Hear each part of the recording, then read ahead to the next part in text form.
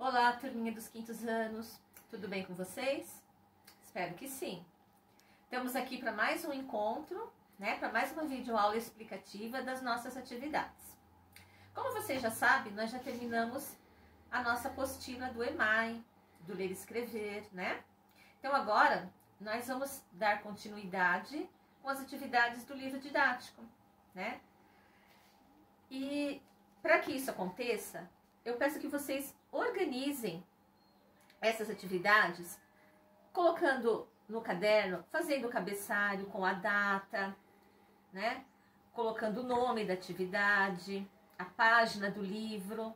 Por quê? Para que quando o professor solicite essa atividade, para verificar se está em dia, se estão corretas, até mesmo para facilitar para vocês na hora da correção, Daí a importância da atividade estar com a data, com o número da página correspondente no livro didático e assim por diante. Tudo isso para facilitar a organização do caderno do aluno. Joia? Então vamos lá.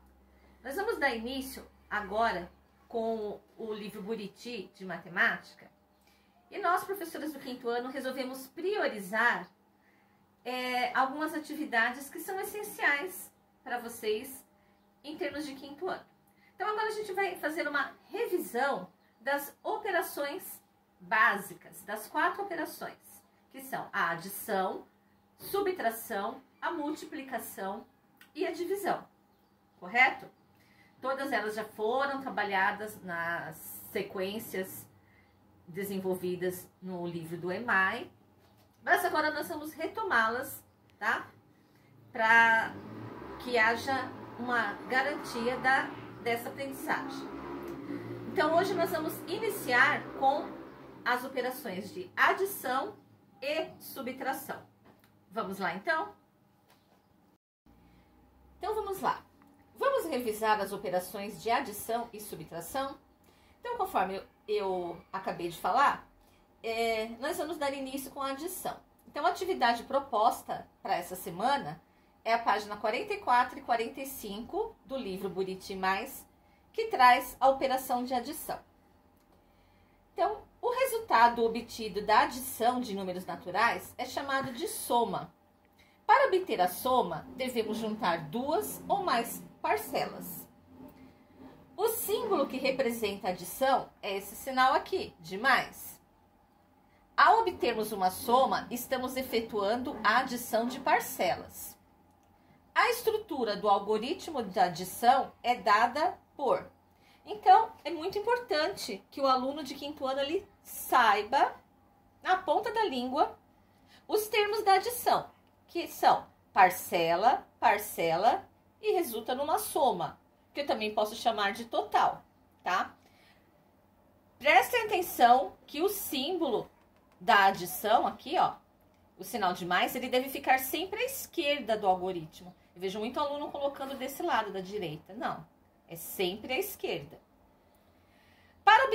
Para efetuarmos a adição de números naturais, devemos colocar algarismos de ordens iguais no mesmo alinhamento vertical. Então, veja, aqui eu tenho um exemplo. 2.354 mais 23. Então, eu tenho um número na ordem da milhar, Da unidade de milhar e uma dezena. Então, observem.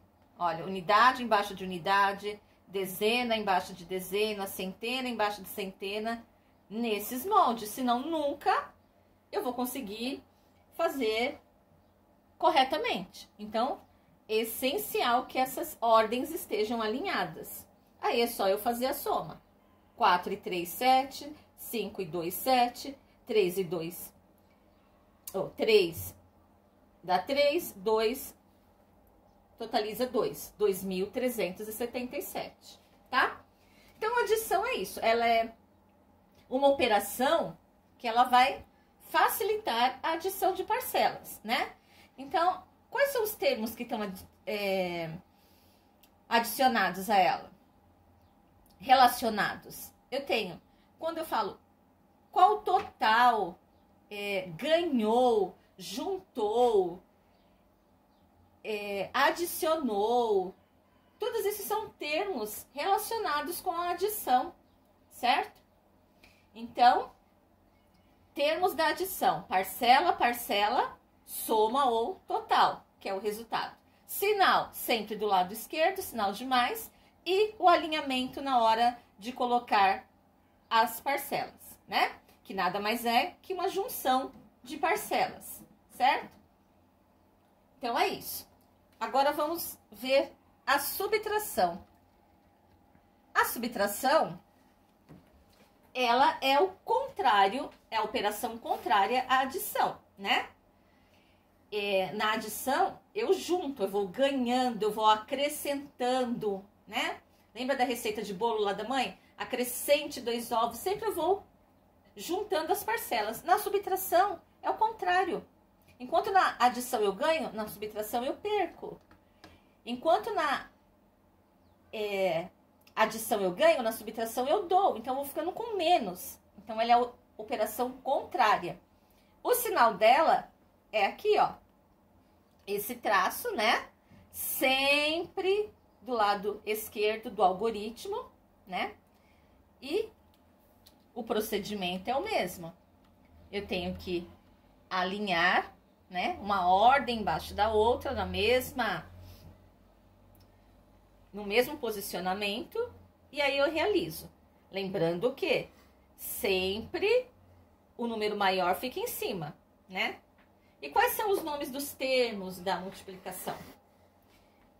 O primeiro termo é o minuendo, é o valor que eu tenho. Esse aqui é o subtraindo, é da onde eu vou retirar. E o resultado é o resto ou a diferença, tá? Então, sempre numa situação problema, qual a diferença de idade entre a professora e vocês? Então, o que vocês vão fazer? Pegar a idade da professora e retirar a sua. Vai obter um resto ou uma diferença. Então, é sempre a subtração que vai dar conta disso, certo? Então, nós acabamos de ver a explicação dessas duas operações. A adição, que é a junção de parcelas, parcela, parcela, eu obtenho um total, e a subtração, onde eu tenho um minuendo, um subtraendo e um resto ou uma diferença. Ficou claro? É fácil, né, pessoal? Então, assim, tenho esses termos em mente que vai facilitar muito numa situação problema lá. Quanto gastou? Qual o total, né? Lembra lá quando eu vou no supermercado, vou passando uma mercadoria atrás da outra, o que a operadora de caixa tá fazendo lá para mim? Ela tá juntando, né? Aí resulta num total. E na subtração, qual a diferença?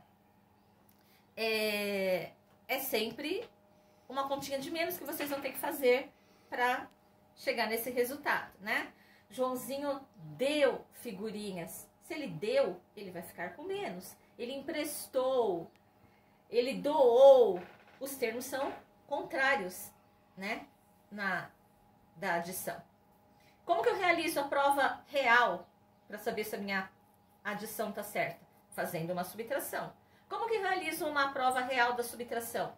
Fazendo a adição. Então, elas são operações contrárias, certo? Então, mãos à obra, vamos lá no livro didático. Abra um caderno de matemática e coloque o número da página, o título, a adição, página 44, 45 e vão anotando os resultados no caderno, tá? Vamos lá então e até a correção. Beijos!